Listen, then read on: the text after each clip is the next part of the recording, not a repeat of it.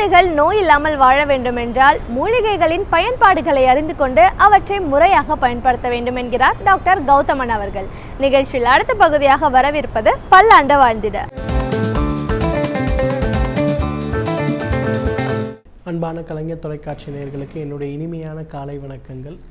இன்றைக்கி நம்ம பார்க்கக்கூடிய தாவரத்துடைய பெயர் காட்டு பிரண்டை செடி அப்படின்னு சொல்லக்கூடிய ஒரு கொடி வகை தாவரம். நம்ம எல்லாருக்குமே பிரண்டையை தெரியும்.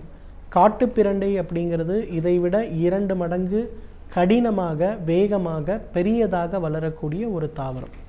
இந்த காட்டு பிரண்டையை பொறுத்தவரையிலும் எலும்பு சம்பந்தப்பட்ட நோய்களுக்கு இயற்கை கொடுத்திருக்கின்ற ஒரு மிக முக்கியமான மருந்துன்னு சொல்லலாம்.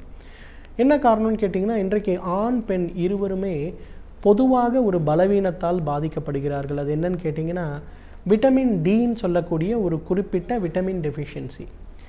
அந்த குறிப்பிட்ட விட்டமின் டெஃபிஷியன்சி ஏற்படும் போது பார்த்திங்கன்னா, சாப்பிடுகின்ற உணவில் இருக்கக்கூடிய, குடிக்கின்ற பால் மற்றும் மாமிச உணவில் இருக்கக்கூடிய, ஏன் கால்சியம் மாத்திரையே உட்கொள்ள வேண்டிய தேவை இருந்தாலும் கூட அதில் இருக்கக்கூடிய கால்சியம் சத்துக்கள் உடலில் சேருவது குறைகிறது. அப்போ என்ன ஆகிறது? நாளுக்கு நாள் உடலில் இருக்கக்கூடிய எலும்புகளுடைய சத்து வேகமாக குறைய ஆரம்பிக்கிறது. வேகமாக குறைய ஆரம்பிக்கின்ற சத்துக்களுடைய அளவின் காரணமாக முட்டு வலி, எலும்பு வலி, உடல் வலி அப்படின்னு சொல்லுகின்ற பிரச்சனைகள் மிக மிக அதிகமாகிறது. ஆஸ்டியோபோரோசிஸ் அப்படின்னு சொல்லுகின்ற இந்த ஒரு பிரச்சனைகளை வராமல் தடுப்பதற்கு, குணமாக்குவதற்கு காட்டு பிரண்டை ஒரு மிகச்சிறந்த மருந்து என்றால் மிகையாகாது. காட்டு பிரண்டையை பொறுத்தவரையிலும் இதை நேரடியாக மருந்துக்கு உபயோகப்படுத்துகிறது அப்படிங்கிறது மிக மிக குறைவு. வெளிப்புறமாக உபயோகப்படுத்துகின்ற வழக்கம் பாரம்பரிய மருத்துவத்தில் தொன்று தொட்டு இருக்கின்ற ஒரு வழக்கம்னு சொல்லலாம். பொதுவாக ஒரு எலும்பு சம்பந்தப்பட்ட வலிகள் ஏற்படும் போது அல்லது எலும்பு சம்பந்தப்பட்ட வலிகளுக்கான குறிகள் ஏற்படும் போது பாரம்பரிய மருத்துவர்கள் என்ன பண்ணுவாங்கன்னா, அந்த காட்டு பிரண்டையிலிருந்து எடுக்கக்கூடிய இலைகளை சிறு சிறு துண்டுகளாக நன்றாக நறுக்கி சிறிதளவு நல்லெண்ணெய் இட்டு ஒரு வாணலியில் அதை வதக்கி அதன் பிறகு அதை ஒரு அம்மிக்குழலில் இட்டு அல்லது கல்வத்தில் இட்டு நன்றாக மைய அரைத்து மீண்டும் அதை லேசாக சூடாக்கி உடலில் வலி ஏற்படக்கூடிய பகுதிகள் எல்லாத்திலையும் பார்த்திங்கன்னா அதை ஒரு 10 போல போடுவாங்க. அந்த 10 போல அதை போட்டு ஒரு துணி வைத்து கட்டி வைக்கின்ற ஒரு சிகிச்சை செய்வாங்க. இதை ஒரு சிகிச்சையாக பாதிக்கப்பட்டிருக்கக்கூடிய முட்டுகளிலோ அல்லது பாதிக்கப்பட்டு இருக்கக்கூடிய எலும்பு பகுதிகளிலோ தொடர்ந்து போட்டு வந்தோமேயானால் எவ்வளவு நாள்பட்ட ஆஸ்டியோபோரோசிஸ் சம்பந்தப்பட்ட பிரச்சனையாக இருந்தாலும் அது வேகமாக மறைவதை பார்க்கலாம். இரண்டாவது, பாரம்பரிய மருத்துவத்தில் ஒரு மருந்துடைய வீரியத்தை கூட்டுகின்ற ஒரு சிகிச்சைன்னு சொல்லுவோம். அதாவது அமிர்தீகரணம் அப்படின்னு சொல்லுவாங்க. அதாவது சாதாரணமான ஒரு மூலிகையை எடுத்து அந்த மூலிகையை தொடர்ந்து அதோட சாறை இட்டு 100 நாட்கள் அரைத்து எடுக்கக்கூடிய ஒரு சிகிச்சை. இதற்கு அமிர்தீகரணம் பேர். பொதுவாக காட்டு பிரண்டையிலிருந்து எடுக்கக்கூடிய சாறு, காட்டு பிரண்டையுடைய இலைகள், இந்த இலைகளை நன்றாக அரைத்து மீண்டும் காட்டு பிரண்டையுடைய சாறு கொண்டு அரைத்து 100 நாட்கள் இந்த மாதிரி அரைத்து செய்கின்ற ஒரு விஷயத்தை செய்யும்போது அந்த காட்டு பிரண்டை கிட்டத்தட்ட எலும்புடைய ஒரு உருவமாகவே மாறிவிடுகிறது. எலும்பு சத்தை அதிகப்படுத்தக்கூடிய ஒரு வீரியமிக்க மருந்தாக மாறிவிடுகிறது. அந்த மாதிரி தயாரிக்கப்பட்ட மருந்தை ஒரு நாளைக்கு 3 கிராம் அளவுக்கு காலை ஒரு வேளை மட்டும் அப்படிங்கிறது ஒரு 6 மாத காலம் தொடர்ந்து எடுத்துக்கொள்ளும் போது எவ்வளவு நாள்பட்ட ஆஸ்டியோபோரோசிஸ் சம்பந்தப்பட்ட பிரச்சனையாக இருந்தாலும் அவை மறைந்து போகிறத பார்க்க முடியும். ஏன்னா இன்றைக்கு நிறைய பேருக்கு பார்த்திங்கன்னா இந்த ஆஸ்டியோபோரோசிஸ் சம்பந்தப்பட்ட பிரச்சனைகள் ஏற்படும் போது எலும்பு முறிவு அப்படிங்கிறது ரொம்ப சாதாரண விஷயமா இருக்கிறது. நன்றாக வெளியில் பார்ப்பதற்கு திடகாத்திரமான ஆட்களாக இருப்பார்கள். பார்த்திங்கன்னா, சார் ஒன்றும் இல்லை, ஒரு படிக்கட்டு இறங்கும்போது லேசாக ஸ்லிப்பாகி கீழே விழுந்தேன், என்னுடைய எலும்பு உடைந்து விட்டது அப்படின்னு சொல்லுவாங்க. அப்படின்னா அர்த்தம் என்னென்னா, அவர்கள் பலவீனமானவர்கள் அல்ல, அவர்கள் உடலில் இருக்கக்கூடிய கால்சியம் அளவு, விட்டமின் D3ன்னு சொல்லக்கூடிய அந்த சத்துடைய அளவு மிக குறைவாக இருக்கிறது அப்படின்னு அர்த்தம். அதே போல் இளம் வயதினிலேயே மூட்டு வலிகளால் பாதிக்கப்படுபவர்களுடைய எண்ணிக்கை இன்றைக்கி மிக அதிகமாக இருக்கிறது. மூட்டு வலியால் பாதிக்கப்படும் போது பார்த்திங்கன்னா அவர்களுக்கு வலி நிவாரண மாத்திரைகளை உட்கொண்டால் கூட அதில் குணம் கிடைப்பதில்லை. அவர்களுக்கெல்லாம் காட்டு பிரண்டையிலிருந்து எடுக்கக்கூடிய அந்த லேபம் காட்டுப்பிரண்டையிலிருந்து எடுக்கக்கூடிய அமிர்தீகரணம் செய்து 100 முறை 100 நாட்கள் அரைத்து எடுக்கக்கூடிய அந்த ஒரு மாத்திரையும் எலும்பு சம்பந்தப்பட்ட, முட்டு வலிகள் சம்பந்தப்பட்ட, முட்டு தேய்வுகள் சம்பந்தப்பட்ட பிரச்சனைகளுக்கு தீர்வளிக்கக்கூடிய ஒரு மருந்துன்னு சொல்லலாம். இன்றைக்கு பார்த்திங்கன்னா நிறைய கணினி துறையில் வேலை பார்ப்பவர்களுக்கு, நிறைய அதிகமான பிரயாணம் வைத்து கொண்டவர்களுக்கு, அவர்களுக்கெல்லாம் ஏற்படுகின்ற மிக முக்கியமான ஒரு பிரச்சனை என்னன்னு பார்த்திங்கன்னா, அவர்களுடைய எலும்பு, குறிப்பிட்ட எலும்பு, இடுப்பு பகுதியில் இருக்கக்கூடிய எலும்பு, கழுத்து பகுதியில் எடுக்கக்கூடிய எலும்பு, நின்று கொண்டு இருப்பவர்களுக்கு பார்த்திங்கன்னா முட்டுகளுக்கு கீழே இருக்கக்கூடிய கால் எலும்பு, இவற்றில் அதிகமான அழுத்தம் ஏற்படுவதன் காரணமாக அந்த எலும்புகள் வேலை செய்யக்கூடிய திறன் மிக வேகமாக குறைய ஆரம்பிப்பதை நம்ம பார்க்கலாம். சிலர்லாம் அதுக்கு அதிகமான முக்கியத்துவம் கொடுக்க மாட்டார்கள்.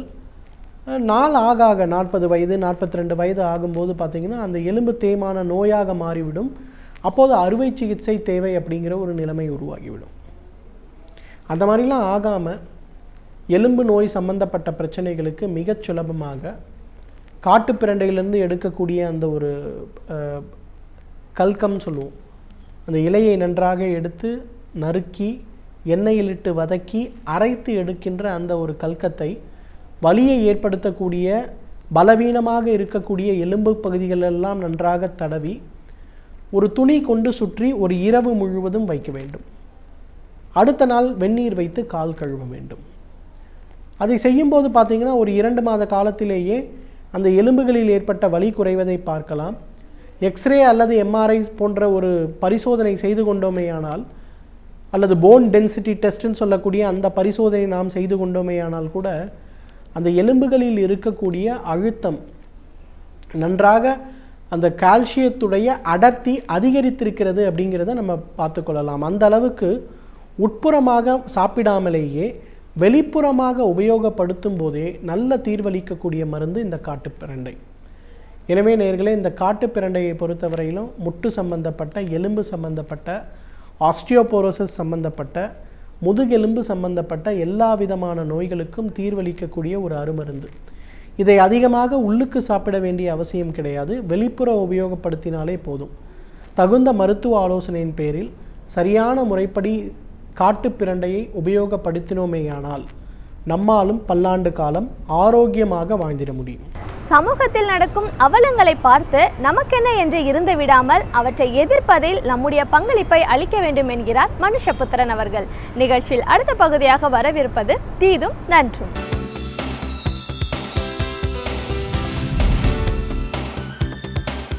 வணக்கம் நண்பர்களே, இன்னும் ஒரு இனிய காலை பொழுதில் தீதும் நன்றும் நிகழ்ச்சியில் உங்களை சந்திப்பதில் மிக்க மகிழ்ச்சி அடைகிறேன். உண்மைக்கும் பொய்க்குமான போராட்டம் என்பது எப்பொழுதும் காலகாலமாக நடந்து வந்திருக்கிறது. பல சமயங்களில் உண்மையைப் போன்று தோன்றக்கூடிய பொய்களும் அல்லது பொய்களின் பெயரால் பலியிடக்கூடிய உண்மைகளும் நம்முடைய நாட்டில் தொடர்ந்து நடந்து வந்திருக்கின்றன. நிறைய நேரம் மக்களிடையே நடக்கக்கூடிய மோதல்கள், மக்களிடையே இருக்கக்கூடிய பிரிவினைகள் எல்லாம் பல பொய்களின் மீது கட்டப்பட்டவை என்பதில் எந்த சந்தேகமும் இல்லை. வதந்திகளின் அடிப்படையில் மிகப்பெரிய கலவரங்கள் இங்கு நடந்திருக்கின்றன, மோதல்கள் நடந்திருக்கின்றன. திரும்ப திரும்ப சொல்லப்படுகிற பொய்களின் அடிப்படையில் மிகப்பெரிய பிரிவினைவாத மோதல்கள் இங்கு நடந்திருக்கின்றன. சாதி கலவரங்கள், மதக்கலவரங்கள் திட்டமிட்டு தூண்டப்பட்டிருக்கின்றன. இதற்கு வரலாறு முழுக்க ஏராளமான உதாரணங்கள் இருக்கின்றன. ஆனால் சமீபத்தில் நாம் பார்த்த ஒரு சம்பவம், அது உண்மையில் இந்தியாவையே ஒரு மிகப்பெரிய அளவிற்கான சமூக மோதல்களினுடைய ஒரு களமாக மாற்றியது என்று சொல்லலாம்.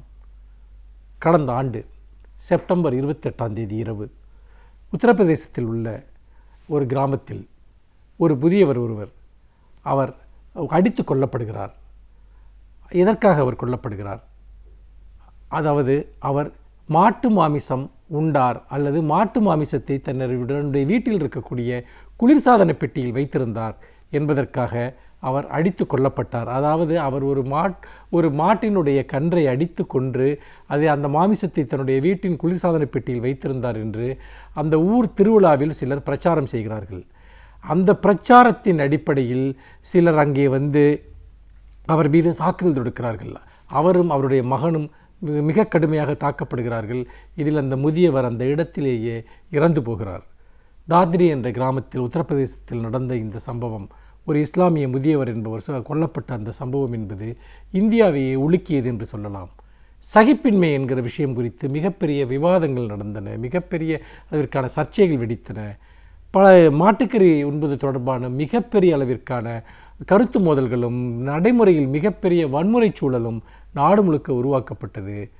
இதை எதிர்த்து பல மாநில சட்டசபைகளில் கூட விவாதங்கள் நடந்தன. காஷ்மீரில் சட்டசபை வளாகத்திலேயே ரஷீத் என்கிற ஒரு எம்எல்ஏ, ஒரு சுயேட்சை எம்எல்ஏ, அவர் சட்டசபை வளாகத்தில் மாட்டுக்கறி திருவிழா நடத்தியதற்காக, மாட்டுக்கறி விருந்து நடத்தியதற்காக பாஜகவினரால் கடுமையாக தாக்கப்பட்ட சம்பவம் கூட நடந்தது. இது எல்லாமே வரலாறு. சில வாரங்களுக்கு முன்பு, சில மாதங்களுக்கு முன்பு நடந்த வரலாறு. ஆனால் இப்போது வேறொரு உண்மை வெளிவந்திருக்கிறது. அதாவது அந்த முதியவர் அவருடைய வீட்டின் குளிர்சாதன பெட்டியில் வைத்திருந்த அந்த மாமிசம் என்பது அது ஃபாரன்சிக் என்று சொல்லக்கூடிய தடயவியல் பரிசோதனைக்கு அனுப்பப்படுகிறது. அங்கு அவர்கள் அதை பரிசோதித்து பார்க்கிறார்கள். அங்கு பரிசோதித்து பார்த்துவிட்டு அது மாட்டுக்கறி அல்ல, ஆட்டுக்கறி என்று அவர்கள் சான்றளித்திருக்கிறார்கள். நண்பர்களை நன்றாக நினைத்து பாருங்கள், ஒரு பொய்யை வைத்துக்கொண்டு எவ்வளவு பெரிய ஒரு வன்முறை சூழல் இந்தியாவில் உருவாக்கப்பட்டிருக்கிறது என்று. இதில் 2 விஷயங்களை நான் பார்க்க விரும்புகிறேன். ஒன்று, இப்படி அந்த மாமிசத்தை முதலில் அந்த ஃபாரன்சிக் பரிசோதனைக்கு, அதாவது இந்த தடவியல் பரிசோதனைக்கு அனுப்பியதே ஒரு தவறு என்று நான் நினைக்கிறேன். ஏனென்று கேட்டால், ஒருவர் மாட்டுக்கறி உண்பது என்பது அவ்வளவு கொடூரமான ஒரு குற்றமா? ஒருவேளை அது மாட்டுக்கறி தான் என்று வந்திருந்தால் அந்த முதியவர் கொல்லப்பட்டது என்பது நியாயப்படுத்தக்கூடிய ஒன்றாக மாறிவிடுமா? எந்த அடிப்படையில் நாம் இது மாட்டுக்கறியா ஆட்டுக்கறியா என்கிற விஷயத்திற்காக பரிசோதனைக்கு அனுப்புகிறோம்? அந்த உண்மையை தெரிந்து கொள்வதன் மூலமாக நாம் எதை நிரூபிக்க விரும்புகிறோம்? உண்மையிலேயே அவர் வைத்திருந்தது மாட்டுக்கறியாக இருந்திருந்தால் இந்த கொலை நியாயமானதாக மாறிவிடுமா? இந்த நாட்டில் என்ன நடந்து கொண்டிருக்கிறது? இதுதான் நம் முன்னால் இருக்கக்கூடிய ஒரு கேள்வி. ஒருவர் அவருடைய உணவு பழக்க வழக்கத்திற்காக ஒரு கும்பலால் அடித்து கொல்லப்படுகிறார் என்று சொன்னால், கொன்றவர்களை கைது செய்வதும் வன்முறையை தூண்டியவர்களை சட்டத்தின் முன் நிறுத்துவதும் தான் காவல்துறை செய்ய வேண்டிய பணி. அதை தாண்டி இப்படி ஒரு செயலை செய்ய வேண்டியதனுடைய அவசியம் என்ன? அப்படி என்றால் மாட்டுக்கறி சாப்பிடுபவர்கள் எல்லோருமே அடித்து கொல்லப்பட வேண்டியவர்களா? சிறைச்சாலைகளுக்கு அனுப்பப்பட வேண்டியவர்களா? எவ்வளவு பெரிய ஒரு அபத்தம் இங்கு நம்முடைய ஆட்சி முறைமையில் நடந்து கொண்டிருக்கிறது என்பதை நீங்கள் ஒரு கணம் நினைத்து பார்க்க வேண்டும். இது ஒரு புறம். இன்னொரு புறம் இட்டுக்கட்டப்படுகிற பொய்கள், இந்த இட்டுக்கட்டப்படுகிற கற்பிதங்கள், இதன் வழியாக உருவாக்கப்படுகிற சமூக மோதல்கள் நம்முடைய நாட்டில் பல்வேறு விஷயங்களுக்காக மிகவும் மக்களுடைய உணர்ச்சிகள் தூண்டப்பட்டிருக்கின்றன.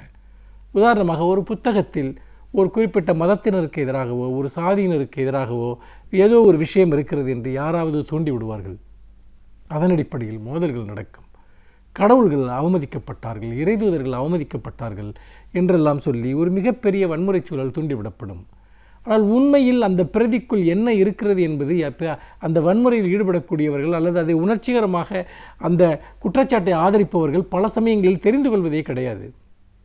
மாறாக அவர்களை பொறுத்த வரைக்கும் தங்களுடைய தீவிரமான மதவாத உணர்ச்சிகளை, எண்ணங்களை வெளிப்படுத்திக் கொள்வதற்கான ஒரு களமாக மட்டும்தான் இது போன்ற விஷயங்கள் பயன்படுகின்றன என்பதை நாம் தொடர்ந்து பார்க்கிறோம். அப்படி என்றால் உண்மை என்ற ஒன்று இருக்கிறதா? உண்மை என்ற ஒன்றை பற்றி நமக்கு எந்த கவலையும் இல்லையா? யாரோ ஒருவர் உணர்ச்சிகளை தூண்டுகிறார் என்று சொன்னால் எல்லோருமே அதை பற்றி பேசுவார்கள். மாட்டுக்கறி உண்பதா இல்லையா என்று தொடர்ந்து பேசுவார்கள். அப்படி ஒரு நபர் அங்கே மாட்டுக்கறி சாப்பிட்டிருக்க வேண்டிய அவசியம் கூட இல்லை. ஆக இல்லாத பிரச்சனைகள், அந்த இல்லாத பிரச்சனைகளை இட்டுக்கட்டி ஊடகங்களின் வழியாக பரப்பி அரசியல் தலைவர்கள் அதை பற்றி பேசி நாட்டில் அதன் மூலமாக மிகப்பெரிய போராட்டங்கள் எல்லாம் முன்னெடுக்கப்பட்டு கடைசியில் எல்லாம் எதற்காக? அதன் மூலமாக அடையப்பட்டவை என்ன? அதன் மூலமாக மக்களுக்கு கிடைத்தவை என்ன? பகையுணர்ச்சி, குரோத உணர்ச்சி. இன்றைக்கு அந்த முதியவரினுடைய குளிர்சாதன பெட்டியில் இருந்தது மாட்டுக்கறிதான் அல்ல, ஆட்டுக்கறிதான் என்று ஒரு அறிக்கை வந்துவிட்டது. ஆனால் மக்களுடைய மனதில் விதைக்கப்பட்ட பிரிவினை எண்ணங்கள், மக்களிடம் விதைக்கப்பட்ட கசப்பு, இதை சாக்காக வைத்துக்கொண்டு பிறர் மேல் செலுத்தப்பட்ட வன்முறைகள், இதற்கெல்லாம் யார் என்ன பதில் சொல்லப் போகிறார்கள்? இதில் கவனிக்க வேண்டிய இன்னொரு விஷயம், இதுதான் மிக மிக முக்கியமான ஒரு விஷயமாக நான் நினைக்கிறேன்.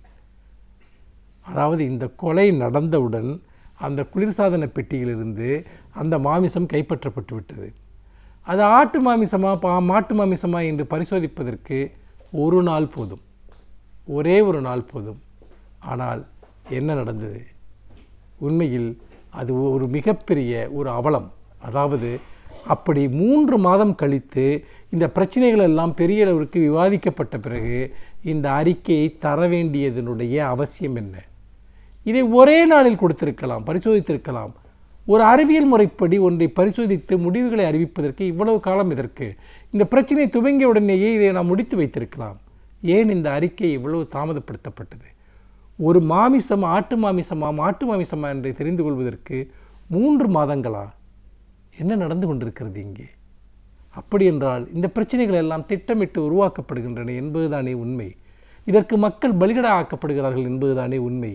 இந்த விளையாட்டில், இந்த அதிகாரத்திற்கான விளையாட்டில் நாம் வெறும் பகடைக்காய்களாக மாற்றப்படுகிறோம். பிரிவினைவாத சக்திகளினுடைய வெறும் ஒரு விளையாட்டுப் பொருள்களாக நாம் மாற்றப்படுகிறோம் என்பதுதானே உண்மை. என்ன செய்ய போகிறோம்? இது போன்ற வதந்திகளையும் பொய்களையும் நம்பி நம்முடைய உணர்ச்சிகளை கட்டமைத்துக் கொள்ளப் போகிறோமா? அதன் அடிப்படையில் நாம் தொடர்ந்து ஒரு மிகப்பெரிய பேச்சுக்களை நிகழ்த்தப் போகிறோமா? நிச்சயமாக இல்லை நண்பர்களே. பொய்களுக்கு எதிராக போராட வேண்டிய ஒரு காலம் இது. நல்லிணக்கத்திற்காக போராட வேண்டிய ஒரு காலம் இது. இந்த மாட்டுக்கறி விஷயத்தில் இட்டுக்கட்டப்பட்ட இந்த பொய் என்பது நமக்கு ஒரு பாடமாக இருக்க வேண்டும் என்று சொல்லி மீண்டும் இன்னும் ஒரு புதிய சிந்தனையோடு உங்களை சந்திக்கிறேன். நன்றி, வணக்கம். இப்பகுதியில் வரும் சிறப்பு விருந்தினர்கள் அவர்களின் அனுபவங்களை நம்மோடு பகிர்ந்து கொள்ளும் பொழுது அவற்றை கேட்பதற்கு சுவாரஸ்யமாக இருப்பதோடு நம்முடைய வாழ்க்கைக்கும் பயனுள்ளதாக அமைகிறது. அந்த வகையில் இன்றைக்கு நாம் சந்திக்கவிருக்கும் விருந்தினர் எந்த துறையை பற்றி நமக்கான பயனுள்ள செய்திகளை கொடுக்க இருக்கிறார் என்பதை கவனிக்கலாம். நிகழ்ச்சியில் அடுத்த பகுதியாக வரவிருப்பது சிறப்பு விருந்தினர்.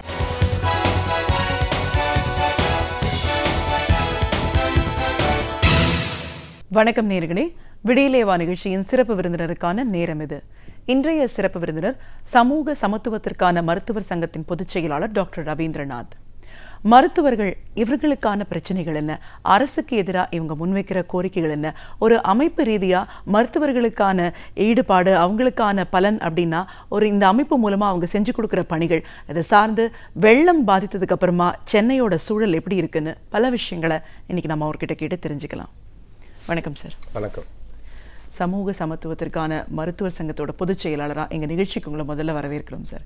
வணக்கம். ஒரு மருத்துவர் அப்படிங்கிற ரீதியாக மருத்துவம் சார்ந்த பணிகளில் ஈடுபட்டாலும் அதற்கு அப்பாற்பட்டு மருத்துவர்கள் அனைவருக்குமான ஒரு அமைப்பு தேவை. அந்த அமைப்பு மூலமாக அரசாங்கத்துக்கு என்ன மாதிரியான ஒரு கோரிக்கைகளை நம்ம முன்வைக்கலாம், அதில் இருக்கிற மற்ற மருத்துவர்களுக்கும் சரி, இந்த துணை பிரிவில் இருக்கிறவங்களுக்கும் அவங்களோட தேவைகள் என்ன, அவங்களோட முன்னேற்றத்திற்காக இந்த அமைப்பு ரீதியாக நீங்கள் செஞ்சிட்ருக்கிற பணிகள், இதையெல்லாம் தாண்டி இன்னைக்கு இந்த மழை வெள்ளம் பாதிப்புக்கு அப்புறமா சென்னையோட சூழல் எப்படி இருக்கு, ஒரு மருத்துவரா இந்த சுற்றுச்சூழல் சுகாதாரம் அப்படிங்கிறது எவ்வளவு தூரம் முக்கியத்துவம் வாய்ந்தது, அது எந்த அளவு பாதிக்கப்பட்டது, எந்த அளவுக்கு நிவாரணம் கிடைச்சது, இப்படி பல விஷயங்களை எங்க நேர்களோட இன்னைக்கு நீங்க முழுமையா பகிர்ந்துக்கணும் சார். முதல்ல இந்த அமைப்பு சார்ந்து நம்ம பேசலாம். இன்னைக்கு நிறைய இடங்கள்ல நிறைய பேர் பிரச்சனைகளுக்காக வீதியில் இறங்கி போராடுறாங்க அப்படின்னு சொன்னாலும் மருத்துவர்கள் கூட போராட்டங்களில் ஈடுபடுறது சமீப காலமாக நம்ம அதிகமாக பார்க்குறோம். மருத்துவர்கள் அப்படின்ற இந்த ஒரு சர்வீஸ் இண்டஸ்ட்ரி கூட ஒவ்வொரு பிரச்சனைகளையும் வெளியில் இறங்கி போராட்டம் பண்ணி தான் தன்னோட தேவைகளை நிவர்த்தி பண்ணிக்கூட ஒரு சூழல் இன்னைக்கு இருக்கா? ஏன் அப்படி சார்? ஆமாம், நிச்சயமாக. இன்றைக்கி தமிழ்நாட்டில் மட்டும் இல்லாமல் இந்தியாவில் மட்டும் இல்லாமல் உலகம் முழுவதுமே இந்த ஒரு நிலை ஏற்பட்டிருக்கிறது. உலகமயமாக்கல், தனியார் மயமாக்கல், தாராளமயமாக்கல் கொள்கையில் உலகத்தில் நடைமுறைக்கு வந்த பிறகு பார்த்தீங்கன்னாக்க சர்வதேச அளவில் பல நாடுகளையும் டாக்டர்கள் பாதிக்கப்படுறாங்க. இப்போ பிரிட்டனில் கூட சமீபத்தில் பார்த்தீங்கன்னா மிகப்பெரிய அளவு டாக்டர் ஒரு வாரத்துக்கு முன்னாடி கடுமையான போராட்டங்கள்லாம் பண்ணியிருக்காங்க.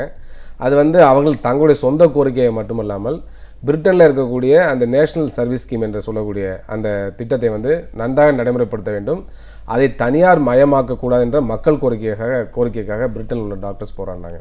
இப்போ இந்தியாவில் பார்த்தீங்கன்னா இன்றைக்கி இந்த கொள்கை நடைமுறைப்படுத்தப்பட்ட பிறகு டாக்டரில் பணியில் கான்ட்ராக்டில் போடுறது, சப்கான்ட்ராக்டில் போடுறது, அவுட் சோர்சிங்கில் போடுறது, இந்த மாதிரியான முறையெல்லாம் வந்திருக்கு. இப்போ இது பார்த்தீங்கன்னா கடுமையாக எடுத்து போராட வேண்டிய ஒரு விஷயமா இருக்கிறதுனால அதற்கான போராட்டங்களை தொடர்ந்து நடத்திட்டு இருக்கிறோம். இப்போ தமிழ்நாட்டிலே அது மாதிரி பார்த்தீங்கன்னா சென்ற அதிமுக ஆட்சி காலத்தில் 2500 டாக்டர்ஸ் கான்ட்ராக்டில் போட்டாங்க, 8000 தான் ஊதியம் கொடுத்தாங்க. அப்போ அவர்களை நிரந்தரப்படுத்த வேண்டும் என்று சொல்லி மிகப்பெரிய போராட்டங்கள் நடத்தி, பல்வேறு போராட்டங்கள் நடத்தி, அதுக்கப்புறம் வழக்கும் தொடர்ந்து அந்த கான்ட்ராக்ட் டாக்டர்ஸை டெர்மினேட் பண்ணக்கூடாதுன்னு இடைக்கால தடை வாங்கிய பிறகு நாங்கள் அதை நிறுத்தி வைத்தோம். அதே பிறகு திமுக ஆட்சி வந்த பிறகு அவங்கள பணி நிரந்தரம் செய்தார்கள். அதே பிறகு பார்த்தீங்கன்னாக்கா கான்ட்ராக்ட் டாக்டர்ஸை தமிழ்நாட்டில் பணி நியமனம் செய்வதில்லை. அது ஒரு மிகப்பெரிய சாதனை. அதே பிறகு பார்த்தீங்கன்னா மிக முக்கியமாக இன்றைக்கி கான்ட்ராக்ட் முறையில் டாக்டர்ஸை போட்டால் பல மாநிலங்களில் பணிக்கு வர மாட்டேங்கிறாங்க. ஏன்னா 10,000 தான் சம்பளம் கொடுக்குறாங்க, அதே சமயத்தில் கான்ட்ராக்டில் வாங்கன்னு சொல்கிறாங்க, அதனால் வர மாட்டேங்கிறாங்க. சில மாநிலங்களில் அது மாதிரி இன்றைக்கும் வந்து கான்ட்ராக்டில் டாக்டர்ஸ் ஒர்க் பண்ணிட்டு இருக்காங்க. 15 வருஷம் 16 வருஷமாக சத்தீஸ்கர் போன்ற மாநிலங்களில் ஒர்க் பண்ணுறாங்க. அவங்க 16,000 17,000 சம்பளம் வாங்கிட்டு இருக்காங்க. அதனால் இந்த கான்ட்ராக்டில் டாக்டர்ஸை வந்து பணி நியமனம் செய்தால் பணியில் சேர மாட்டேங்கிற காரணத்துக்காக என்ன ஆச்சுனாக்க கட்டாயமாக ஓராண்டு மட்டும் அரசு மருத்துவமனையில் சேவை செய்ய வேண்டும் என்ற திட்டத்தை வந்து யூபி ஆட்சி காலத்தில் கொண்டு வந்தாங்க.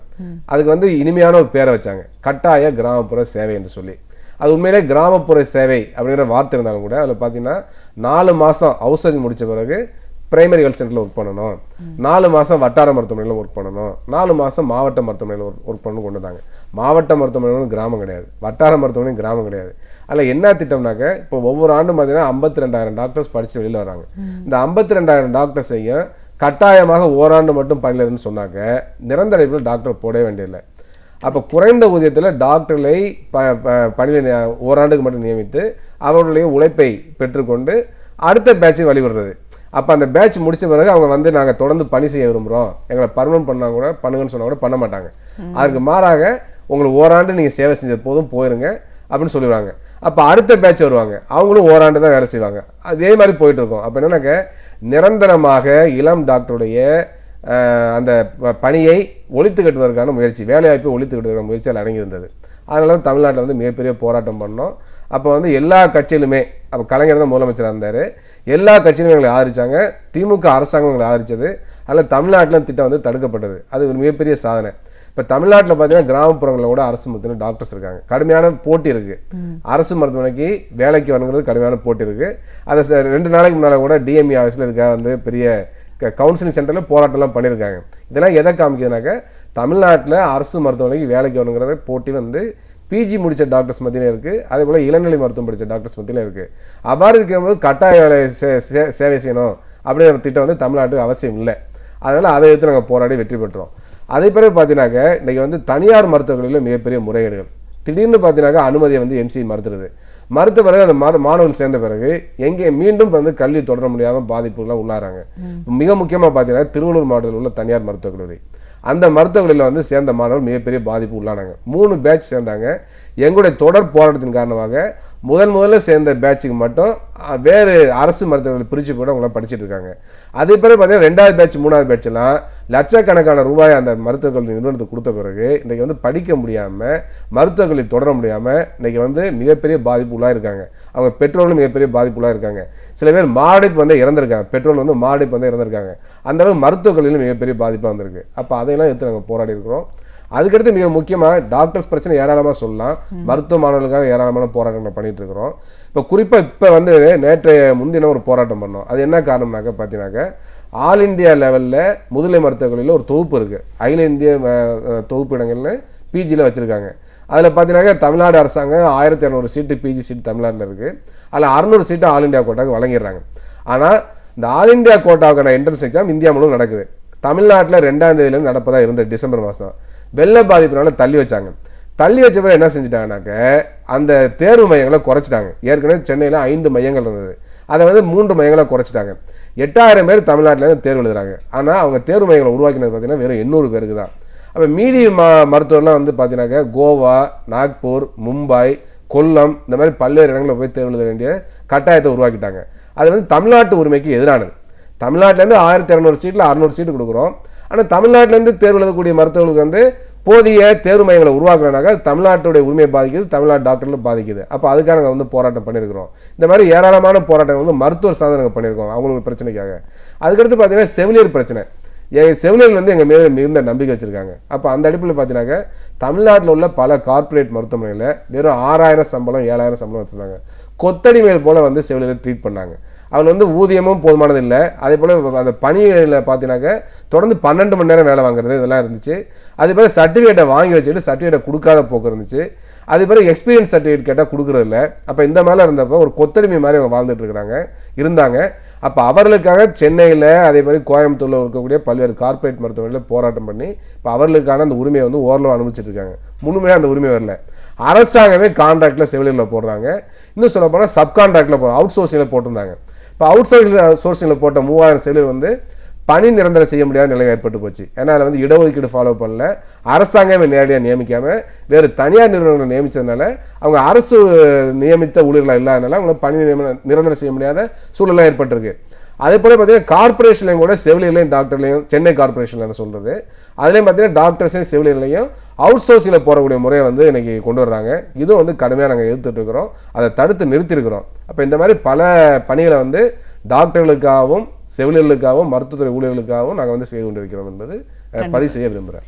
நிச்சயமா சார், இது ஒரு மருத்துவர் பணியே வந்து ஒரு சேவை அப்படின்னு சொல்லும்போது அதையும் தாண்டி அது அந்த அமைப்பு ரீதியாகவும் பல பேருக்கு, அதுவும் படிக்கிற மாணவர்களுக்கான உதவின்னு சொல்கிறது வந்து கண்டிப்பாக நம்ம இந்த இடத்துல சொல்லியே ஆகணும். அதை அந்த ஒரு வாழ்க்கையே கேள்விக்குறியாகிற நேரத்தில் அதற்கான ஒரு மாற்றுன்னு வரும்போது ரொம்ப சந்தோஷமான விஷயம்தான்.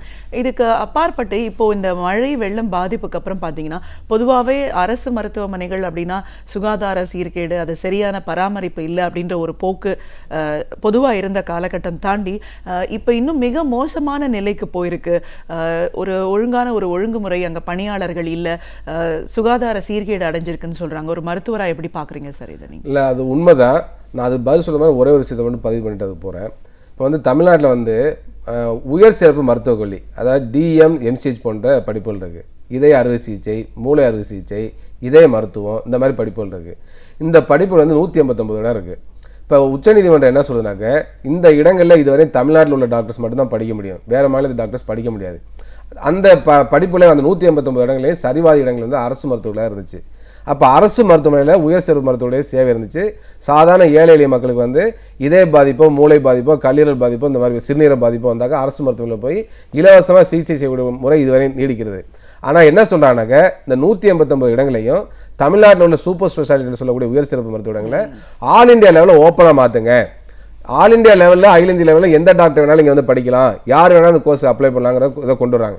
இதை நாங்கள் வந்து கடுமையாக எதிர்க்கிறோம். இது வந்து எங்களுடைய நலனுக்காக மட்டுமல்ல, ஒட்டுமொத்த தமிழ்நாடுடைய மக்கள் நல்வாழ்வுத்துறைக்கு எதிரானது, கிராமப்புற மக்களுக்கு எதிரானது, ஏழை மக்களுக்கு எதிரானது. இதை மத்திய அரசு கவனத்தில் கொண்டு, தமிழக அரசு கவனத்தில் கொண்டு என்ன செய்யணும்னாக்க தமிழ்நாட்டில் உள்ள சூப்பர் ஸ்பெஷாலிட்டி கோர்சஸை தமிழ்நாட்டு டாக்டர்ஸ் மட்டும்தான் என்ற நிலையை வந்து தொடர்ந்து கடைபிடிக்கக்கூடிய நிலைமை உருவாக்கணும். அதுக்கடுத்து நீங்கள் கேட்ட கேள்வியில் பார்த்தீங்கன்னாக்க வெள்ளத்தால் மிகப்பெரிய பாதிப்பு, ஏறத்தாழ 50,000 கோடி ரூபாய்க்கு மேலே பாதிப்பு. இந்த வெள்ளத்தால் பாதிக்கப்பட்ட பிறகு பல்வேறு சுகாதாரக்கேடுகள் வந்திருக்கு.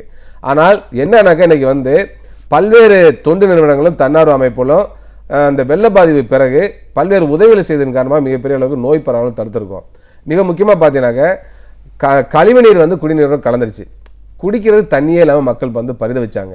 எங்கே பார்த்தாலும் தண்ணி தான், வெள்ளக்காடாக இருந்துச்சு, ஆனால் குடிக்கிறது தண்ணி இல்லை. அப்படிப்பட்ட சூழலில் பார்த்தீங்கன்னாக்க நல்ல பாதுகாக்கப்பட்ட குடிநீரை வந்து மினரல் வாட்டர் பாட்டிலேருந்து பல்வேறு கேன் மூலமாக வந்து எல்லாத்துக்கும் வழங்கியதன் மூலமாக பல்வேறு நோய்கள் தடுக்கப்பட்டது. முக்கியமாக காலரா, டைஃபாய்டு, மஞ்சக்காமலையே, போலியோ, இந்த மாதிரி எதெல்லாம் தண்ணீர் நல்லா பரவுமோ, அதே மாதிரி வாந்தி பேதி, இந்த மாதிரி எந்தெந்த நோய்கள்லாம் தண்ணீர் மூலமாக பரவுமோ அந்த நோயெல்லாம் வந்து கட்டுப்படுத்த முடிஞ்சது. அதுக்கு காரணம் வந்து அந்த உதவிக்கரங்கள் தான். அதை வந்து நம்ம பாராட்டணும். அதே பிறகு பார்த்தீங்கன்னாக்க வெள்ளத்தால் பாதிக்கப்பட்ட பிறகு அடுத்த 3 நாள்லேயே பார்த்தீங்கன்னா கடுமையான வெயில் அடிக்க ஆரம்பிச்சிருச்சு. இதுவரை கடுமையான வெயில் அடிக்குது. இந்த கடுமையான வெயில் வந்து இயற்கை கொடுத்த ஒரு கொடைன்னு தான் சொல்லணும். வெள்ளத்தால் பாதிக்கப்பட்ட பிறகு இந்த கடுமையான வெயில் வந்ததன் காரணமாக பல்வேறு தொற்று நோய்கள் பரவாமல் தடுக்க முடிஞ்சிருக்கு. அது இயற்கையை தடுத்திருக்கிறது என்று சொல்ல வேண்டும். அதே பிறகு அரசு மருத்துவர்கள், அரசு ஊழியர்கள் மிகச்சிறப்பாக பணியாற்றியிருக்கிறார்கள், மருத்துவத்துறை ஊழியர்கள். அது வந்து பாராட்டப்பட வேண்டிய விஷயம். அதாவது நம்ம டாக்டர்கள் வந்து ரொம்ப ஈகோவாக இருப்பாங்க அப்படின்ற மாதிரிலாம் கருத்து எனக்கே கூட இருந்துச்சு. ஆனால் அதெல்லாம் தகர்த்து விட்டார்கள் அவர்கள். என்னன்னாக்க அரசாங்கம் வந்து ஆட்டோவை பிடிச்சி ஆட்டோவில் போங்க, ஒரு செவிலியரையும் ஒரு டாக்டரையும் வச்சு தெருவாக போங்க, ஒவ்வொரு தெருவுக்கும் ஒரு செவிலியர், ஒரு டாக்டருங்கிற மாதிரி வச்சு அனுப்பிச்சாங்க. எந்த விதமான கௌரவமும் பார்க்காம நமது டாக்டர்கள் சிறப்பாக அந்த மருத்துவ சேவை செஞ்சுருக்காங்க. கிட்டத்தட்ட 20 நாளைக்கு மேலே செஞ்சுருக்காங்க. அதே போல் செவிலியர்களும் சரி, கடைநிலை ஊழியர்கள், மருத்துவத்துறை இருக்கக்கூடிய கடைநிலை ஊழியர் முதற்கொண்டு எல்லாருமே சிறப்பாக பணியாற்றியிருக்கிறார்கள். அதனால தான் அந்த அளவுக்கு நோய் வந்து பரவாமல் தடுத்திருக்க முடியுது.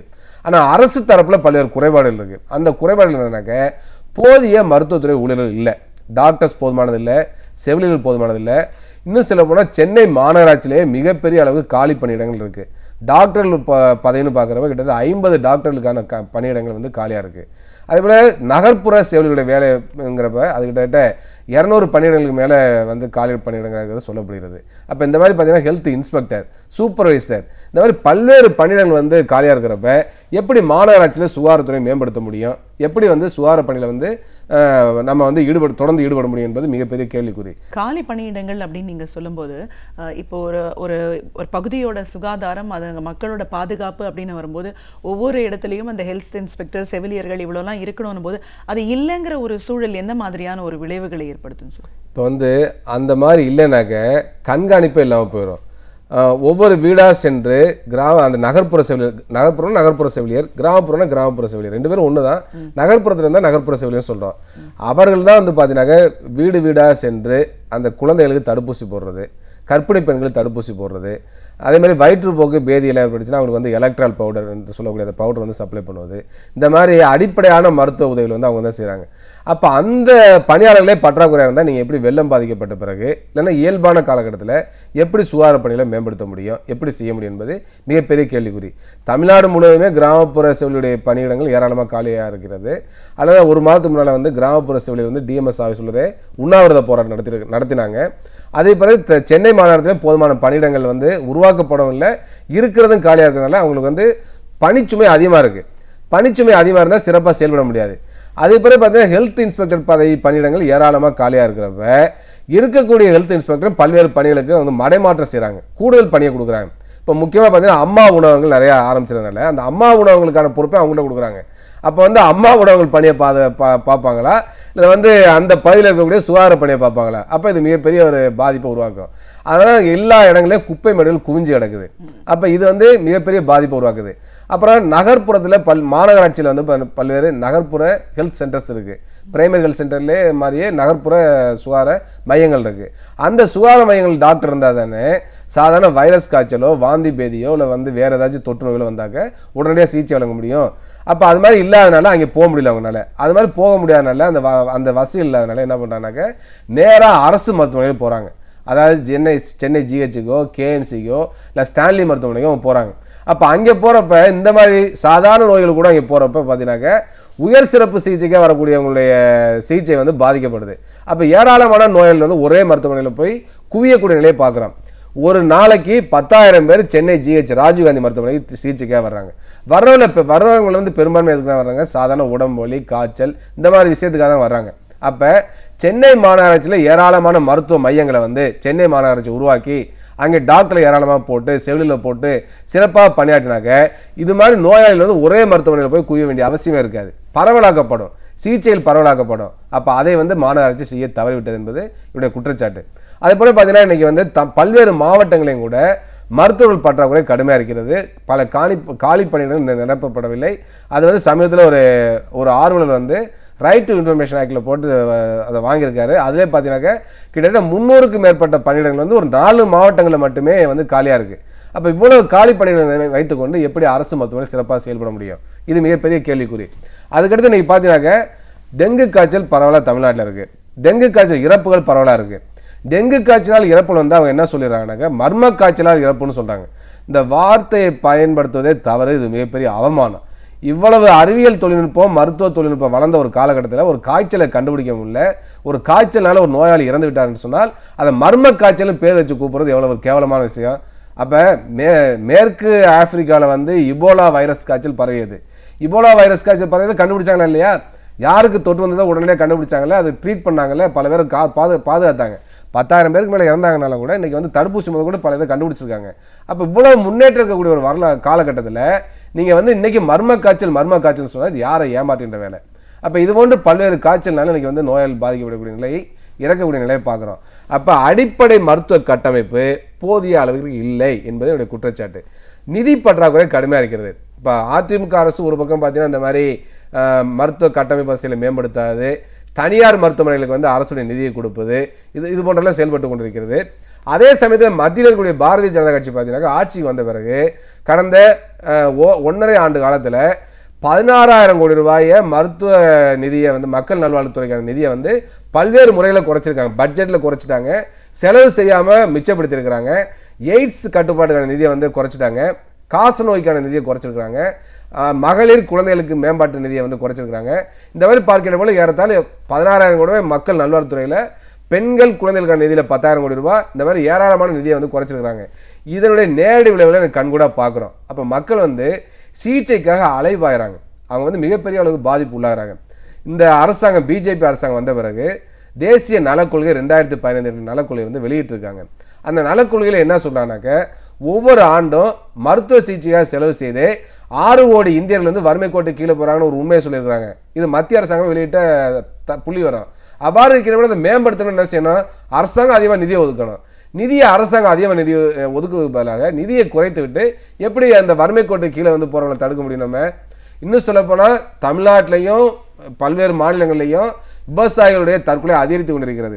விவசாயிகள் தற்கொலைக்கு வந்து மிக முக்கியமான காரணம், அவர்கள் வந்து உற்பத்தி பண்ண பொருளுக்கு நியாயமான விலை கிடைக்காத ஒரு புறம் இருந்தாலும் கூட பெண்களுக்கான திருமணம், அதில் வரதட்சணை கொடுமை, அது பேர் பார்த்தீங்கன்னா மருத்துவ சிகிச்சை, இது 2 தான் விவசாயிகள் தற்கொலைக்கு மிக முக்கியமான காரணமாக கிராமப்புறத்தில் இருக்குது. இதுவுமே அரசு புள்ளிவரமாக இருக்கிறது. அப்போ இதையெல்லாம் வந்து மேம்படுத்தினாக்க மத்திய மாநில அரசில் வந்து மக்கள் நல்வாழ்வுத்துறைக்கான நிதியை வந்து அதிகப்படுத்த வேண்டும். அனைவருக்கும் தரமான இலவச சிகிச்சை வழங்குவதற்கான திட்டத்தை தீட்டி செயல்படுத்த வேண்டும். அது சில சாதாரண மக்கள் மிகப்பெரிய அளவுக்கு பாதிப்பு உள்ளாகுங்கிறது தான் என்னுடைய கருத்து. நிச்சயமா சார். தமிழகத்தை பொறுத்த வரைக்கும் பொது மருத்துவமனைகளோட செயல்பாடுகள் எப்படி இருக்கு?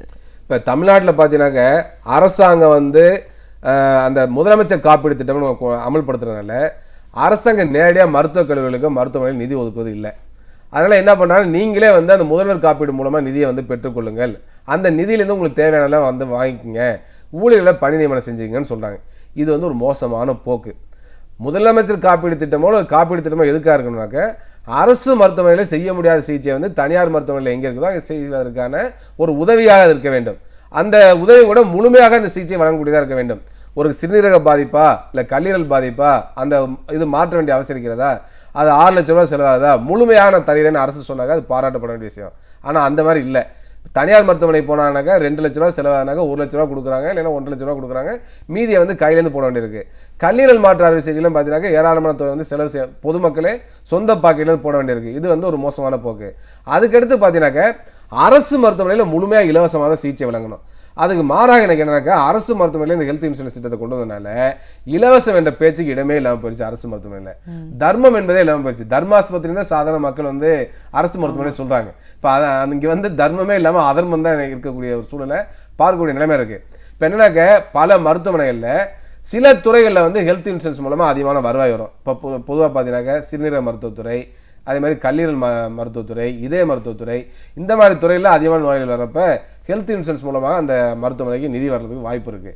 ஆனால் வேறு சில துறைகளுக்கு அது மாதிரி வராது.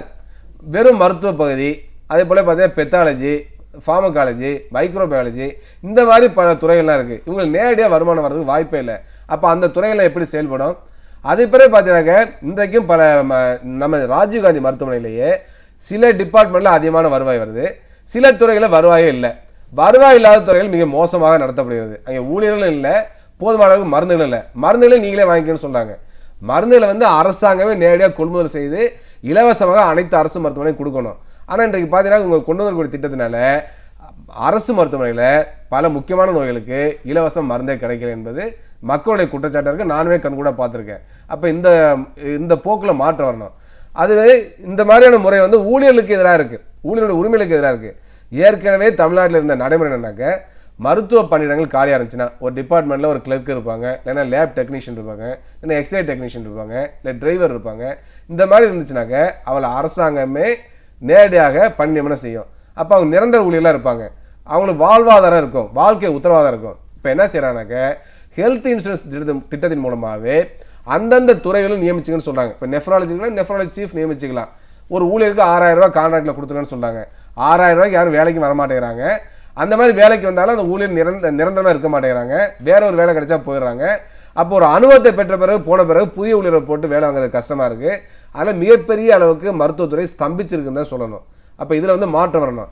அப்போ ஏறத்தாழ கிட்டத்தட்ட பார்த்தீங்கன்னாக்க 10,000 பேருக்கு மேற்பட்ட ஊழியர்களுடைய பணியிடங்களை இந்த அரசாங்கம் ஒழிச்சு கட்டிடுச்சு, நிரந்தர பணியிடங்களை. இது வந்து மிகப்பெரிய அளவுக்கு ஒரு மனிதாபிமானமற்ற செயல் நம்ம சொல்லணும். அப்போ இந்த மாதிரி இதுலலாம் மாற்றம் வந்தால் தான் மருத்துவத்துறையில் மேம்பாடு செய்ய முடியும். அதே மாதிரி பல மருத்துவமனையில் வந்து செய்திகள் பார்த்தோம், பாம்பு வந்துச்சு, எலி வந்துச்சு, பூனை வந்துச்சு, ஆடு மாடு வருதுலாம் சொல்லி அந்த மாதிரி பிரச்சனை வரப்போ பூதாரமாக தமிழ்நாட்டில் கிளம்பினு சொன்னாங்க, நாங்கள் வந்து இந்த மருத்துவமனைகளை பாதுகாப்பதற்காக நாங்கள் ஊழியர்கள் நியமிக்கணும்னு சொன்னாங்க. ஆனால் சொன்னாங்களே இதுவரையும் அதுக்காக தனியாக ஊழியர்கள் நியமிக்கலை. சில ஊழியர்கள் கான்ட்ராக்டில் போட்டவங்க வரலை. அப்போ மிகப்பெரிய பாதிப்பு. அதே போல் சூப்பர் ஸ்பெஷாலிட்டி முடித்த டாக்டருடைய பற்றாக்குறை இன்றைக்கி பல மருத்துவமனையில் இருக்குது. அதே மாதிரி இப்போ மருத்துவ நிபுணர்களுடைய பற்றாக்குறை இருக்குது. இப்போ இதை வந்து கண்கூட எங்கே பார்க்க முடிஞ்சது? தருமபுரியில் பார்க்க முடிஞ்சது, விழுப்புரத்தில் பார்க்க முடிஞ்சது. தருமபுரி அரசு மருத்துவமனையில் பச்சிளம் குழந்தைகள் ஏராளமாக இறந்தாங்க. கிட்டத்தட்ட 16 குழந்தைகள் மேலே ஒரு குறிப்பிட்ட ஒரு 4 நாட்களுக்குள்ளே இறந்தாங்க. விழுப்புரம் மெடிக்கல் காலேஜில் அதே மாதிரி இறந்தாங்க. அப்புறம் நீலகிரி மாவட்டத்தில் பேறுகாலத்திற்காக சிகிச்சைக்கு வந்த பிரசவித்த பெண்கள் வந்து ஒரு 3-4 பேர் வரிசையாக இருந்தாங்க. இதெல்லாம் என்னக்கா அந்த மருத்துவமனையில் இருக்கக்கூடிய அடிப்படை மருத்துவ கட்டுமான குறைவாக இருப்பது, உயர் சிறப்பு மருத்துவடைய பற்றாக்குறை, மகப்பேறு மருத்துவடைய பற்றாக்குறை தான் மிக முக்கியமான காரணம். ஆக இன்னும் வந்து மேம்படுத்த வேண்டிய அவசியம் இருக்குது. அதே சமயத்தில் டாக்டர் ஒரு பக்கம் போராட்டம் பண்ணுறாங்க. எங்களுக்கு வந்து பணி நிரந்தரம் பண்ணுங்கள், எங்களுக்கு உடனடியாக டிஎன்பிசி எக்ஸாம் வைங்க. தமிழ்நாட்டில் ஏராளமான அதாவது தற்காலிக டாக்டர் இருக்காங்க, 3000 பேருக்கு மேலே இருக்காங்க. 3000 பேருக்கு மேலே தற்காலிகமாக 3 ஆண்டுகளுக்கு மேலே வேலை செஞ்சுட்டு இருக்காங்க. ஆனால் 3 ஆண்டுகளாக அவங்களுக்கு ஸ்பெஷல் டிஎன்பிசி எக்ஸாம் வைக்கல, அதில் பர்மனெண்ட் ஆகலை. அவங்க போராட்டம் பண்ணுறாங்க. ஆனால் அதே சமயத்தில் அரசு மருத்துவமனையில் வந்து நோயாளிகள் இறந்துட்டு இருக்கிறாங்க மருத்துவ பற்றாக்குறைனால. இந்த முரண்பாடு ஏன் வருது? ஒரு பக்கம் நோயாளிகள் அதிகம், இந்த பக்கம் டாக்டர் போராட்டம் பண்ணுறாங்க வேலை விடுன்னு சொல்லி. அப்போ இந்த முரண்பாட்டுக்கு காரணம் அரசாங்கத்தோட கொள்கை தான் என்பது என்னுடைய குற்றச்சாட்டு. கண்டிப்பாக சார். சமூக சமத்துவத்திற்கான மருத்துவ சங்கத்தோட பொதுச் செயலாளர் அப்படிங்கிற முறையில் இன்னைக்கு மருத்துவர்கள் அப்படின்னும் போது எந்த அளவுக்கு சேவை மனப்பான்மையோட இந்த வெள்ளம் பாதித்த பகுதிகள் எல்லாம் போய் செயல்பட்டு இருக்காங்க, அவர்களோட தேவை என்னவா இருக்கு, அந்த அமைப்பு மூலமா அரசாங்கத்துக்கு முன்வைக்கிற கோரிக்கைகள் என்ன, இன்னும் பொது மருத்துவமனைகள்லாம் எந்த அளவுக்கு ஒரு மோசமான ஒரு நிலைப்பாட்டில் இருக்கு, இது எல்லாத்துக்கும் அரசோட கவனக்குறைவு தான் காரணம். சரியான நேரத்தில் அதற்கான மருத்துவர்களை நியமிக்காதது தான் இன்னைக்கு பல உயிரிழப்புக்கு அடிப்படை காரணமாக இருந்திருக்கு. இதையெல்லாம் தாண்டி சுகாதாரம் அப்படின்ற ஒரு விஷயத்துல எவ்வளவு தூரம் நம்ம கவனம் எடுத்து செயல்படணும்னு பல கருத்துக்களை எங்களோட நீங்க முழுமையா பார்த்துட்டதுக்கு ரொம்ப நன்றி. நன்றி, வணக்கம். இதுவரை நாம் அறிந்து கொள்ளாத பல பயனுள்ள தகவல்களை நமக்காக அழகிய தமிழில் இனிமையாக வழங்க வருகிறார் பேராசிரியர் சுபவீர பாண்டியன் அவர்கள். நிகழ்ச்சியில் அடுத்த பகுதியாக வரவிருப்பது ஒன்றை சொல் நன்றை சொல்.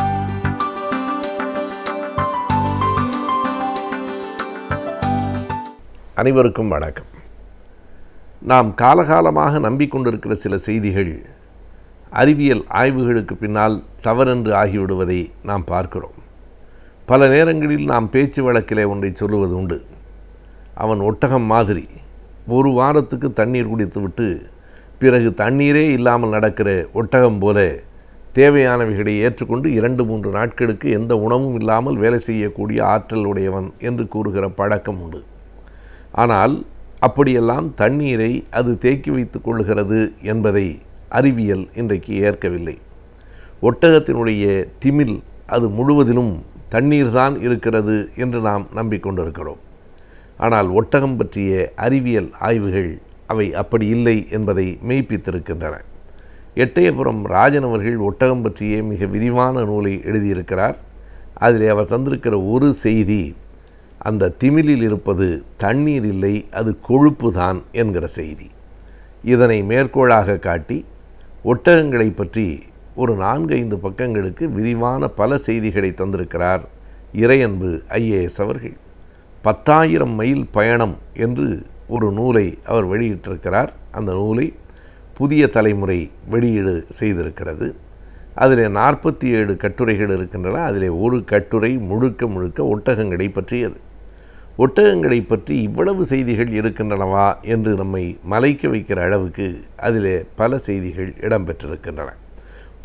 பொதுவாக ஒட்டகங்களை ஒற்றை திமில் ஒட்டகங்கள் என்றும் இரட்டை திமில் ஒட்டகங்கள் என்றும் குறிப்பிடுவார்கள்.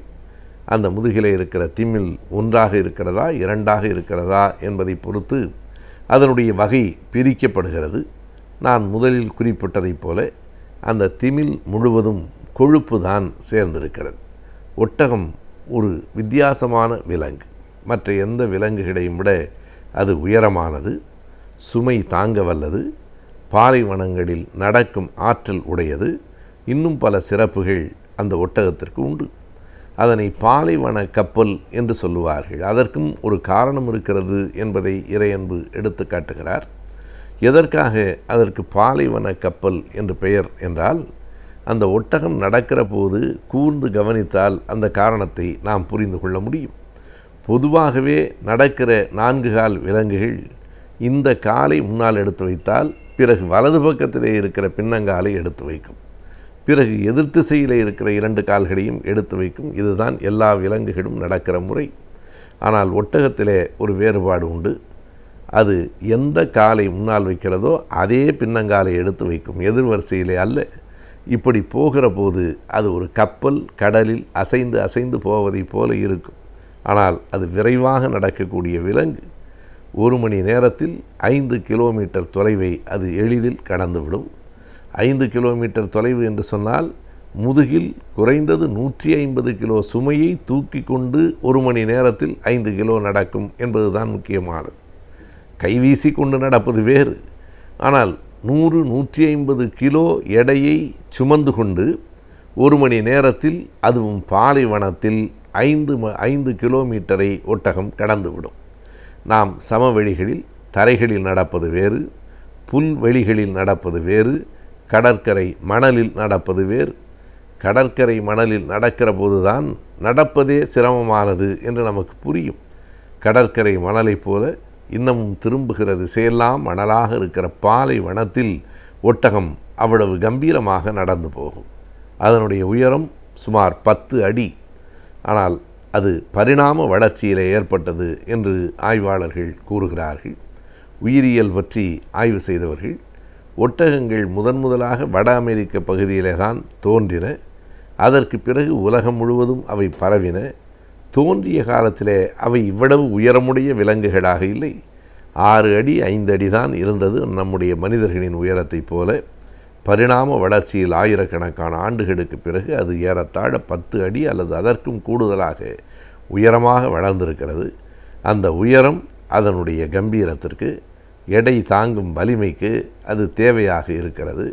அந்த ஒட்டகங்கள் நடந்து போகிற போது எந்த திசையிலும் அதனை பார்க்கிற போது அவை வரிசையாக நடந்து போகிற அந்த அழகு இலக்கியத்திற்கு மட்டும் உரியதல்ல, வணிகர்களுக்கும் மிகப்பெரிய உதவியாக இருக்கிறது. ஒட்டகம் எப்படியெல்லாம் பயன்படுகிறது என்பதையும் அந்த கட்டுரையிலே இறையன்பவர்கள் குறித்திருக்கிறார். குறிப்பாக எகிப்து நாட்டில் ஒட்டகங்களினுடைய பயன்பாடு மிக கூடுதலாக இருக்கிறது. ஈரானில் இருக்கிறது, ஈராக்கில் இருக்கிறது, குவைத்தில் எங்கே பார்த்தாலும் ஒட்டகங்கள் இருக்கின்றன. அதுவும் நாம் நம்முடைய நாட்டில் பார்த்த ஒட்டகங்கள், பார்க்கிற ஒட்டகங்கள் பெரும்பான்மையாக பழுப்பு நிறமுடையவை. ஆனால் குவைத்துக்கு போய் பார்த்தால் வண்ணமாக பல வண்ணங்களில் ஒட்டகங்கள் இருப்பதை நம்மாலே பார்க்க முடியும். எப்படி குதிரைகளிலே வெள்ளை குதிரை, கருப்பு குதிரை, பழுப்பு நிற குதிரை என்று இருக்கிறதோ, அதுபோலவே ஒட்டகங்களிலும் வெள்ளை வெடேர் என்றிருக்கிற ஒட்டகங்கள் இருக்கின்றன, கருப்பு ஒட்டகங்கள் இருக்கின்றன, பழுப்பு நிற ஒட்டகங்கள் இருக்கின்றன. இப்படி பல வண்ணங்களில் ஒட்டகங்கள் அரபு நாடுகளில் இருப்பதை நாம் பார்க்கலாம். அந்த ஒட்டகங்கள் எகிப்திலே கூடுதலாக பயன்பாட்டுக்கு உரியனவாக இருக்கின்றன. எப்படியெல்லாம் ஒட்டகங்கள் பயன்படுகின்றன என்பதை ஒரு பட்டியல் போட்டு இறையன்பவர்கள் தன்னுடைய கட்டுரையிலே சொல்லியிருக்கிறார். அது போக்குவரத்துக்கு வாகனமாக பயன்படுகிறது, ஒட்டகத்தினுடைய தோல் கூடாரத்துக்கு பயன்படுகிறது, அதனுடைய சாணம் நெருப்பு எரிப்பதற்கு பயன்படுகிறது, அது தருகிற பால் குடிப்பதற்கு பயன்படுகிறது, இறுதியாய் அதன் உடல் நம் உணவுக்கு மாமிசமாக பயன்படுகிறது என்று ஒட்டகம் எல்லா நிலையிலும் பயன்படுகிற விலங்காக மனிதர்களுக்கு இருக்கிறது என்பதை அவர் எடுத்து காட்டியிருக்கிறார். பால் என்று சொன்னால் ஒட்டகம் ஒரு நாளைக்கு 8 லிட்டர் பால் கறக்கும் என்பது ஒரு செய்தி. எனவே அவ்வளவு பால் தருகிற விலங்காக, உணவாக சமைக்கிற போது அத்தனை பேருக்கும் அது உணவாக ஆகிற பெரிய விலங்காக இருக்கிறது. அதனுடைய சாணம்தான் பெரும்பாலும் பாலைவனங்களில் நெருப்பு எரிப்பதற்கு பயன்படுகிறது. இப்படி எல்லா வகையிலும் மனிதர்களுக்கு உதவுகிற விலங்காக அந்த ஒட்டகங்கள் இருக்கின்றன.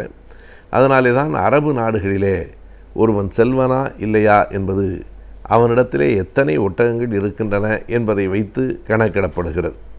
நம்முடைய தமிழ்நாட்டிலும் கூட மாடுகளை வைத்துத்தான் அவனுடைய செல்வம் கணக்கிடப்பட்டது என்பது ஒரு பழைய முறை. அதனாலே தான் வள்ளுவர் கூட சொல்லுவார், அவனுக்கு மாடல்ல மற்றையவை என்பார். இது ஒன்றுதான் செல்வம், மற்றையதெல்லாம் மாடல்ல என்றால் மற்றவைகளெல்லாம் செல்வங்கள் இல்லை என்று வள்ளுவர் சொல்லுவார். எனவே அப்படி ஒட்டகங்களினுடைய எண்ணிக்கையை வைத்து செல்வர்களினுடைய மதிப்பு அங்கே கணிக்கப்படுகிறது. இந்த ஒட்டகங்களினுடைய ஓட்ட பந்தயம் அரபு நாடுகளிலே இன்றைக்கும் மிக புகழ் பெற்றதாக இருக்கிறது. இங்கே எப்படி குதிரை பந்தயமோ அதுபோல் அங்கேயெல்லாம் ஒட்டக பந்தயம் இன்றைக்கும் நடைபெற்று கொண்டிருக்கிறது. இப்படி ஒட்டகங்களை பற்றி ஏராளமான செய்திகளை நமக்கு அந்த கட்டுரையில் நூலாசிரியர் தந்திருக்கிறார். நாம் கற்றுக்கொள்ளும் பல தகவல்களை மற்றவர்களோடு பகிர்ந்து கொள்ளும் பொழுதுதான் அவை நமக்கு பயனுள்ளதாக இருப்பதோடு மற்றவர்களுக்கும் மிகவும் பயனுள்ளதாக அமைகிறது. அந்த வகையில் டாக்டர் கார்த்திகேயன் அவர்கள் இன்றைக்கு என்ன பயனுள்ள தகவல்களை நம்மிடையே பகிர்ந்து கொள்ள இருக்கிறார் என்பதை கவனிக்கலாம். நிகழ்ச்சியில் நிறைவு பகுதியாக வரவிருப்பது கற்றலும் கற்பித்தலும்.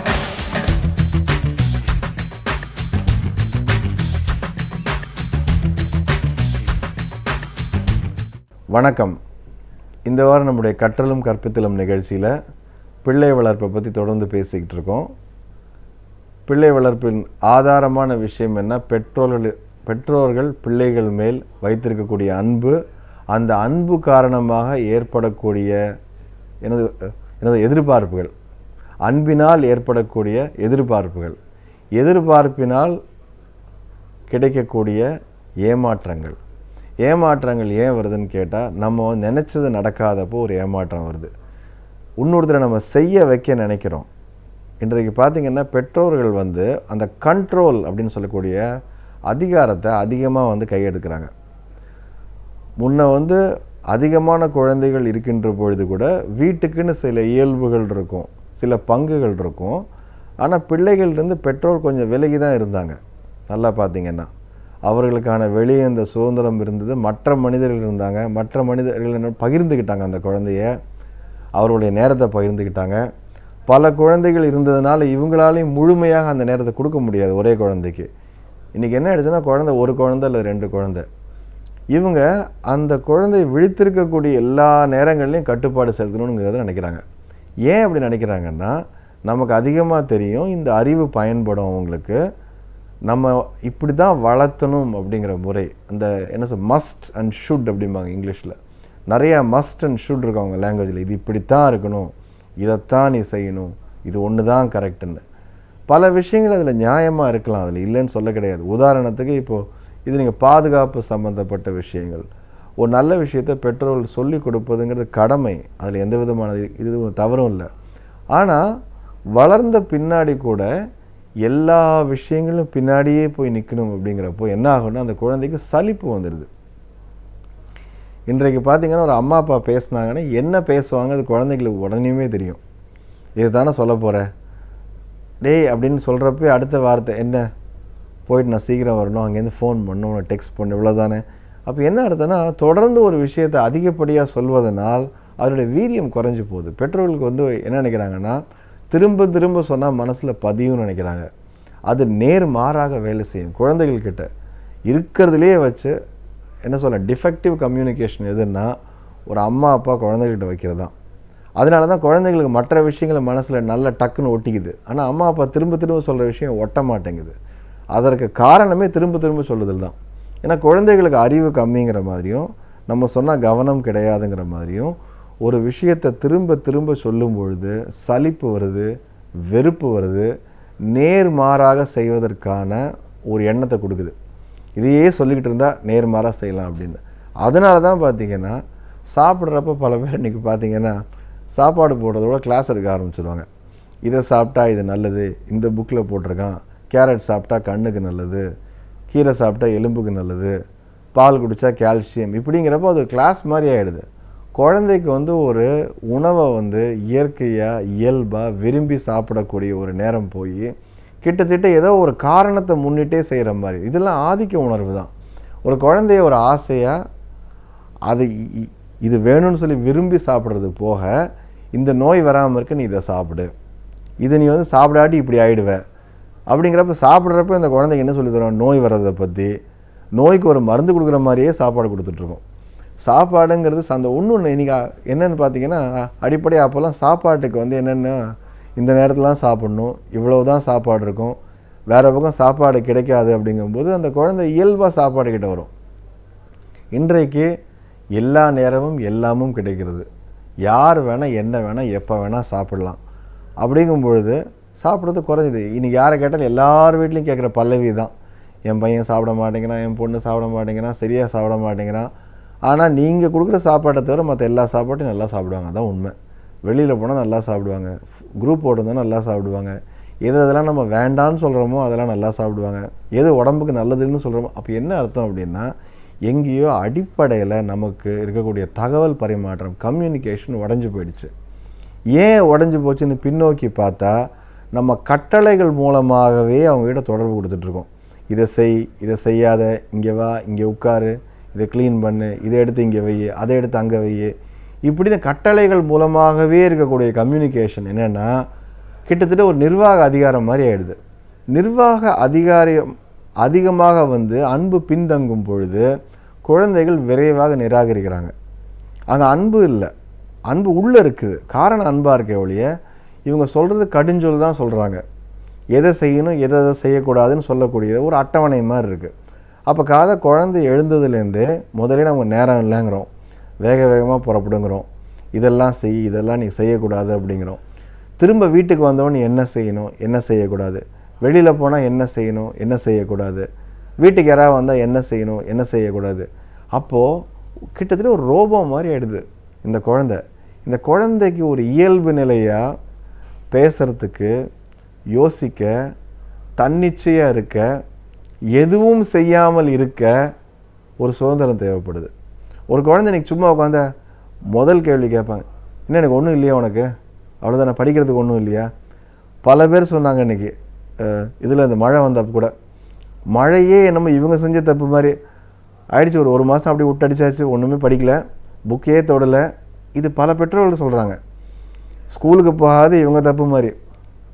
இந்த நேரம் உட்காந்து பண்ணியிருக்கலாம்ல, இந்த ஒரு மாதம் நீங்கள் உட்காந்து படிச்சிருக்கலாம்ல. யார் செய்வாங்க? நம்மலாம் அப்படி செய்கிறோமா? பெற்றோர்கள் எல்லா இடத்துலையும் ஒழுங்காக இருக்குமா? நம்ம அப்படி எல்லாமே பெற்றோர்கள் ஒழுங்காக இருந்தால் எதுக்காக கடைசி நாள் க்யூவில் நிற்கிறாங்க இத்தனை பெற்றோர்கள்? கடைசி நாள் கட்டுறதுக்கு நிற்கிறவங்க யார்? குழந்தைகளா பெரியவர்களா? அபராதம் கட்டி கட்டி பணம் கட்டுறவங்க யார்? நம்ம தான் பண்ணிகிட்ருக்கோம். நம்மக்கிட்ட ஒரு ஒழுங்கினத்தை வச்சுக்கொண்டு என்ன அதிகாரம் கையில் இருக்கிறதுனால குழந்தைகளை வேறு மாதிரி நினைக்கிறோம். கரெக்ட் டயத்துக்கு பண்ணணும், நம்ம கரெக்ட் டயத்துக்கு பண்ணுறோமா? அப்போது என்ன வருதுன்னா, அடிப்படையாக ஒரு கேள்வி வருது. அந்த குழந்தை அன்பு இருக்கும்போது, புரிதல் இருக்கும் பொழுது இது எல்லாத்தையும் ஏற்றுக்குது. அன்பு குறையும் பொழுதோ அல்லது கொஞ்சம் அந்த புரிதல் கெட்டு போகும் பொழுதோ திரும்ப கேள்வி கேட்குது. என்ன சொல்கிறீங்க, நீ மட்டும் என்ன பண்ணுறியா, நீங்கள் மட்டும் என்ன பண்ணுறீங்கன்னு திரும்ப கேள்வி கேட்குது. திரும்ப கேள்வி கேட்கும் பொழுது உண்மை நிலையை பார்க்க மாட்டேங்கிறோம். அதிகாரத்தில் மேல் வைக்கக்கூடிய ஒரு தாக்குதலை வன்முறையாக பார்க்குறோம். என்ன கேள்வி கேட்குறான் பாருங்கள், எப்படி பேசுகிறா பாருங்கள். அப்போ என்ன அர்த்தம்? என்னை கேள்வி கேட்கக்கூடாது, அதிகாரம் இருக்கும் பொழுது என்னை கேள்விக்கு உட்படுத்த முடியாது, சொன்னதை செய்யணும். எங்கள் அப்பாலாம் அந்த காலத்தில் இப்படி தான், நாங்கள்லாம் கேள்வி கேட்டதே கிடையாது. அப்போ என்னென்னா, அதிகாரம் முன்ன வருது, அன்பு பின்தங்கி போயிடுது. அன்பு இருக்கும் பொழுது தவறுகள் மன்னிக்கப்படுது, மறக்கப்படுது. அதிகாரம் வரும் பொழுது என்ன வருதுன்னா, தவறுகளை எடுத்து ஆராய்ச்சி செய்து யார் சரி யார் தவறு என்ற நிலைக்கு போகுது. சரிசமமாக போய்டுறோம். அன்பு இருக்கும்போது கை மேலோங்கி இருக்குது.